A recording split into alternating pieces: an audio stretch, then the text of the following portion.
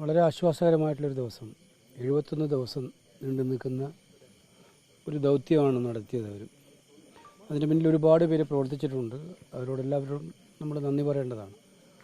കർണാടക സർക്കാർ അക്കാര്യത്തിൽ വളരെ കൃത്യനിഷ്ഠതയോടെ തന്നെ നമ്മൾ ആവശ്യപ്പെട്ട എല്ലാ കാര്യങ്ങളും അതിൽ കൂടുതലായിട്ട് ചെയ്യുകയായിരുന്നു അവർ ചെയ്തത്. ഏറ്റവും കൂടുതൽ ഡ്രഡ്ജർ കൊണ്ടുവന്നത് തന്നെ അവർ എടുത്ത ഏറ്റവും വലിയ തീരുമാനമായിരുന്നു. അപ്പോൾ ആദ്യമൊക്കെ കുറേ വിമർശനങ്ങളൊക്കെ ഉണ്ടായി അവരുടെ നേരെ. പക്ഷേ 71 ദിവസക്കാലവും അവർ കൈവിടാതെ നിന്നു. പ്രത്യേകിച്ച് ഞാൻ അവിടുത്തെ MLA സതീഷ് ചെല്ലിനെയാണ്.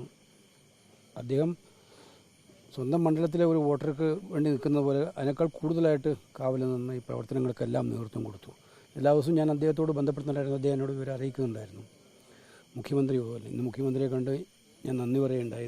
നിലമ്പൂരിൽ അദ്ദേഹം ഉണ്ടായിരുന്നു.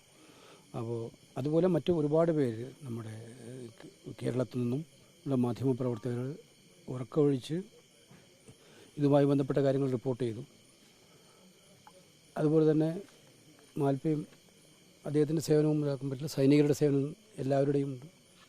ഇതിനെല്ലാം നന്ദി പറയുന്നു. പക്ഷേ കുടുംബത്തിന് അർജുൻ തിരിച്ചു വന്നില്ല എന്നുള്ളത് നമുക്കെല്ലാം പ്രയാസം ഉണ്ടാക്കുന്ന കാര്യമാണ്. കുടുംബത്തിന് അർജുനന് പകരം വെക്കാൻ വേറെ ഒന്നുമില്ല. പക്ഷേ ആ ബോഡി കിട്ടാതിരിക്കുകയും ആ ലോറി കിട്ടാതിരിക്കുകയും ചെയ്താലുണ്ടാകുന്ന ഒരു മനസ്സിൻ്റെ അശാന്തി നമുക്കാർക്കും തീർത്തു കൊടുക്കാൻ പറ്റുന്നതല്ല.